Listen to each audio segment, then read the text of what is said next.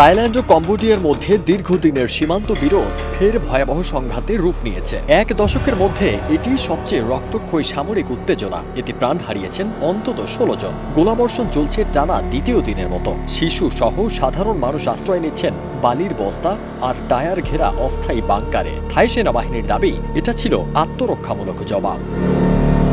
LME certified বিশ্বসেরা কপারে তৈরি Walton cables, যা আপনার স্থাপনাকে রাখবে সব সময় নিরাপদ। ভোর হওয়ার আগেই থাইল্যান্ডের উবন, রাত চাথানি ও সুরিন প্রদেশ জুড়ে শুরু হয় গুলিবর্ষণ। তাই সেনাবাহিনী জানিয়েছে কম্বোডিয়ান বাহিনী রুশ উৎপাদিত BM-21 রকেট লঞ্চার ও ভারী কামান ব্যবহার করেছে। নিরাপদ আশ্রয়ে সরিয়ে নেওয়া হয়েছে 1 লাখের বেশি মানুষ।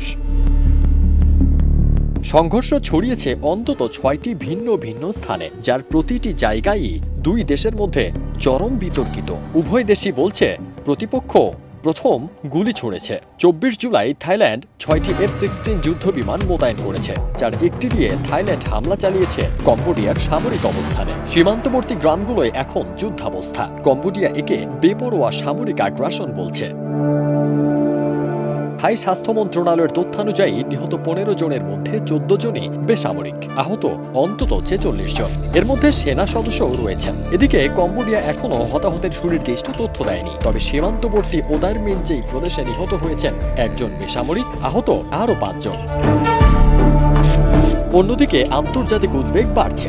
আসিয়ান সভাপতি মালয়েশিয়ার প্রধানমন্ত্রী আনোয়ার ইব্রাহিম জানিয়েছেন তিনি দুই দেশের নেতাদের সঙ্গেই কথা বলেছেন। তারা শান্তিপূর্ণ সমাধান চান। এ সংঘাত নিয়ে 25 জুলাই জাতিসংঘ নিরাপত্তা পরিষদের জরুরি বৈঠক ডাকার আহ্বান জানিয়েছে কম্বোডিয়া। প্রধানমন্ত্রী হুন মানেত এটিকে অভিযোগহীন আগ্রাসন বলেও উল্লেখ করেছেন। দুদেশের ইতিহাসে বহু পুরনো সীমান্ত বিতর্ক আবারও রক্তাক্ত রূপ নিয়েছে, যেখানে কূটনীতি থেমে গেছে আর সাধারণ মানুষের জীবন রয়ে গেছে সবচেয়ে বড় ঝুঁকিতে। ফারদিন সানি, দেশ রূপান্তর।